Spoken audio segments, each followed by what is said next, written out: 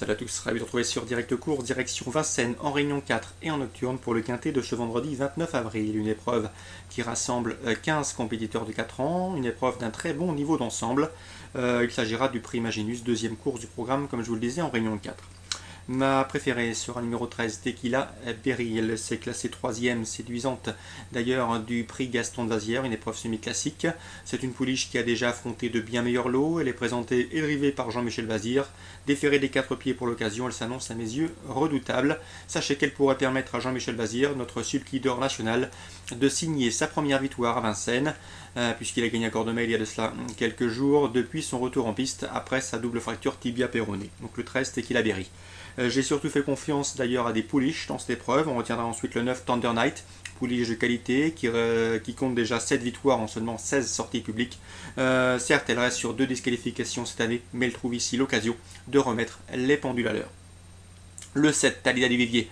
On s'en méfiera également, c'est un bel outsider dans cette épreuve, présenté par Fabrice Soulois.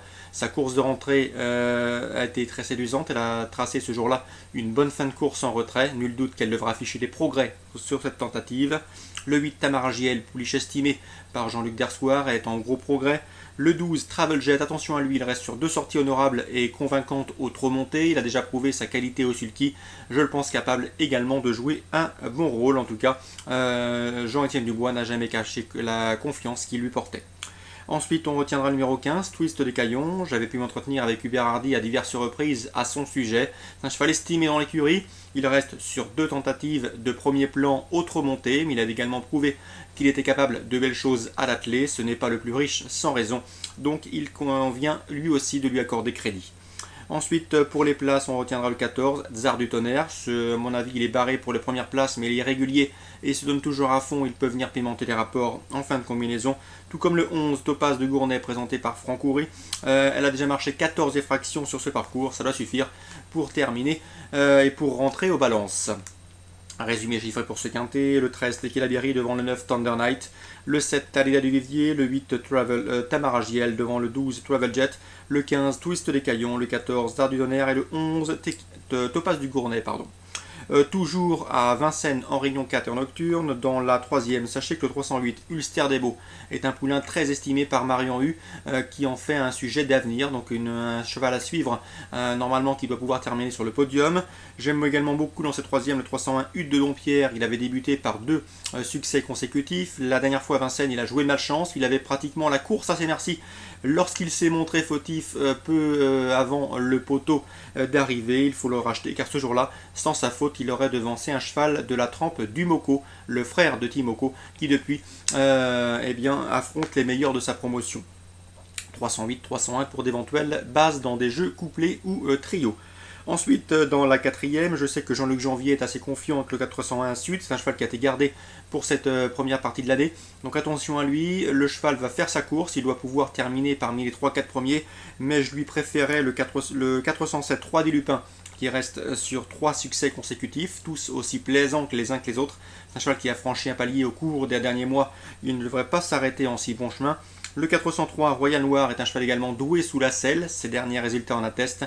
À mon avis, ces 3 chevaux qui partent au premier poteau seront avantagés car sur la petite piste, il n'est jamais facile de rendre la distance. Et les chevaux des 25 mètres, même s'ils sont de qualité, auront fort à faire. 407 3 du Lupin, 403 Royal Noir et 401 Sud.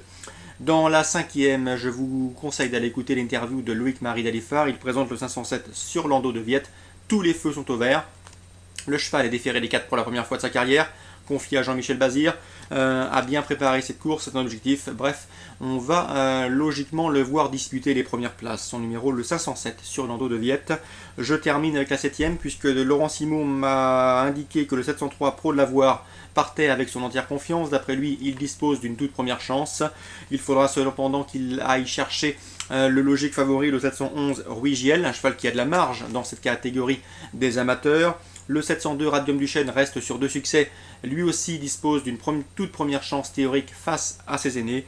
Le 712 Roxane et Muraille est également compétitif dans un lot de ce genre. En résumé, dans la 7e, le 711 Rui Giel me semble le cheval à battre. On lui opposera Le 703 Pro de l'Avoir, Laurent Simon est confiant. Le 702 Radiant du Chêne en forme. Et le 712 Roxane et Murailles qui doit pouvoir se mettre en évidence dans un lot comme celui-là.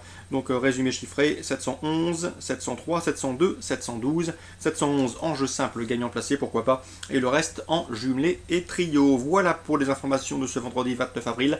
J'espère qu'elles vous permettront de passer au guichet. Quant à moi, je vous souhaite de très bons jeux à tous, une bonne journée et rendez-vous demain.